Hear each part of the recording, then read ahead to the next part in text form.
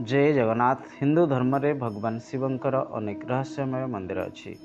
सेथि मध्यरु भगवान शिवंकर एमिति एक मंदिर अच्छी जहाँ दिन को दुई थर समुद्र गर्भरे अदृश्य हो जाए। आसंतु जानिबा भगवान शिवंकर रहस्यमय मंदिर मध्यरु तंबेश्वर मंदिर रहस्य और इतिहास कौन। गुजरात राज्यर बरोदा जिलार 40 किलोमीटर दूररू अरब सागर कूल अवस्थित भगवान शिवंकर मुक्तेश्वर मंदिर।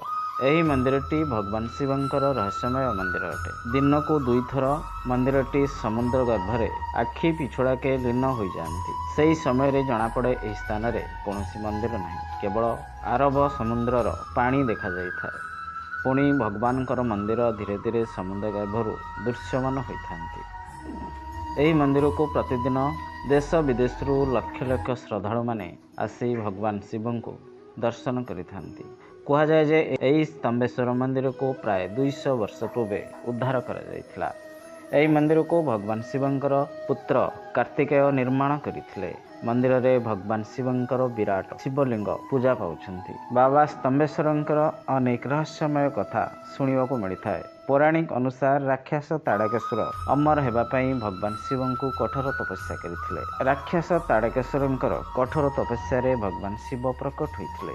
ରାକ୍ଷସ ତାଡ଼କେଶ୍ୱର ଭଗବାନ ଶିବଙ୍କୁ ଦେଖି ପ୍ରଣାମ କରି ଅମର ହେବା ପାଇଁ ବର ମାଗିଥିଲେ। ଭଗବାନ ଶିବ ତାଡ଼କେଶ୍ୱରର ଅମର ହେବା କଥା ଶୁଣି ଆଶ୍ଚର୍ଯ୍ୟ ହୋଇଗଲେ। କହିଲେ, ଅମର ବର ଦେବା ଅସମ୍ଭବ ଅଟେ, ତୁମେ ଅନ୍ୟ କୌଣସି ବର ମାଗିପାର। ରାକ୍ଷସ ତାଡ଼କେଶ୍ୱର ଭଗବାନ ଶିବଙ୍କର କଥା ଶୁଣି କହିଥିଲେ, ହେ ପ୍ରଭୁ, ମୋତେ ଏମିତି ଏକ ବର ପ୍ରଦାନ କରନ୍ତୁ, କେବଳ ଆପଣଙ୍କର ପୁତ୍ର ମୋତେ ହିଁ ମାରିପାରିବେ। ସେହି ସମୟରେ ଆପଣଙ୍କ ପୁତ୍ରଙ୍କର ବୟସ ମାତ୍ର 6 ଦିନ ଭିତରେ ସେ ହିଁ ମୋତେ ବଦ୍ଧ କରିପାରିବେ। ତାଡ଼କେଶ୍ୱରଙ୍କର କଥା ଶୁଣି ଭଗବାନ ଶିବ ତାଙ୍କୁ ବର ପ୍ରଦାନ କରିଥିଲେ।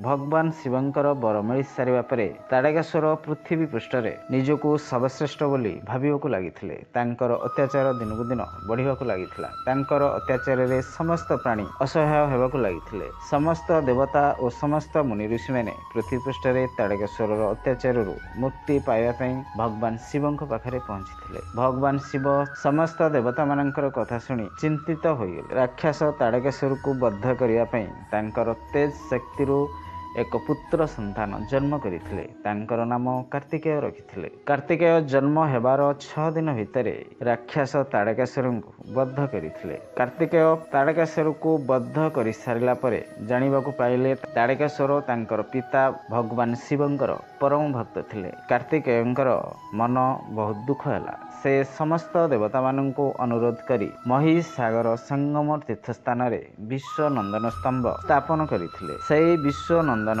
ସ୍ତମ୍ଭକୁ ଦେଖି ଭଗବାନ ଶିବଙ୍କର କ୍ରୋଧ ଶାନ୍ତ ହେବାକୁ ଲାଗିଥିଲା। ଭଗବାନ ଶିବ ସେହି ସ୍ଥାନରେ ପ୍ରକଟ ହୋଇ ବିରାଜମାନ ହୋଇଥିଲେ। ସେହି ଦିନଠାରୁ ସେହି ସ୍ଥାନର ନାମ ସ୍ତମ୍ବେଶ୍ୱର ହୋଇଥିଲା। କୁହାଯାଏ ଯେ ଏହି ସ୍ଥାନକୁ ମହିସାଗର ନଦୀ ଓ ଆରବ ସାଗର ସହିତ ସଙ୍ଗମ ସ୍ଥାନ କୁହାଯାଏ। ଏହି ସ୍ତମ୍ବେଶ୍ୱର ସ୍ଥାନରେ ପ୍ରତିଦିନ ସକାଳେ ଓ ସନ୍ଧ୍ୟାବେଳେ ସମୁଦ୍ର ଭଗବାନ ଶିବଙ୍କର ଲିଙ୍ଗକୁ ଜଳାଭିଷେକ କରିଥାନ୍ତି। ଏହି ମନ୍ଦିରଟି ଦିନକୁ 2 ଥର ସମୁଦ୍ର ଗର୍ଭରେ ଲୀନ ହୋଇଥାନ୍ତି।